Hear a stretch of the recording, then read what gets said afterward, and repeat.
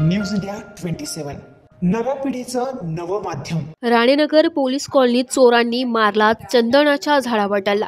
राणेनगर परिसरात पोलीस कॉलनीमध्ये मध्यरात्रीभर वस्तीत असलेल्या चंदनाचे झाड तोडून नेल्याची घटना घडली आहे। आजूबाजूला रहिवाशी परिसर असून भर वस्तीतून झाड तोडून नेल्याने आश्चर्य व्यक्त होते।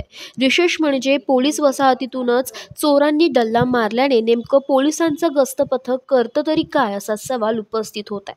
महेश अर्जुन बारसे यांच्या मालकी हक्कांच्या कंपाऊंडमधून जाळी वाकून चोरांनी आत प्रवेश करत झाड तोडून नेले।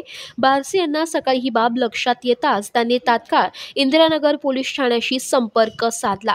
पुढील तपास इंदिरानगर पोलीस करीत आहे। रात्री पाऊस चालू होता, 10 साडेदहा पर्यंत आमचे घरचे सगळे जागे असतात। रात्री पाऊस चालू होता, मग जेवण वगैरे करून झोपले, पण पाऊस चालू असल्यामुळे आणि इथे सगळं अंधार आहे। मागे इथे मागच्या बाजूला कोण राहत नाही, हे शेजारच्या बंगल्यात लगेच नाही बाजून, पण त्या बाजूने आहेत।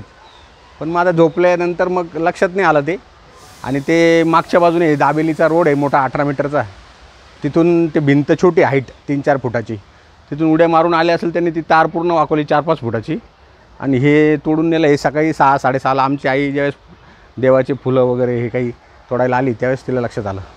1976ला आहे ना, चंदनाचं झाडं होतं, आजोबा पोलीसमध्ये होते, त्यावेळेस त्यांना कोणतरी रोप दिलं होतं भेट स्वरूपात, तर त्यावेळेस लावलं होतं।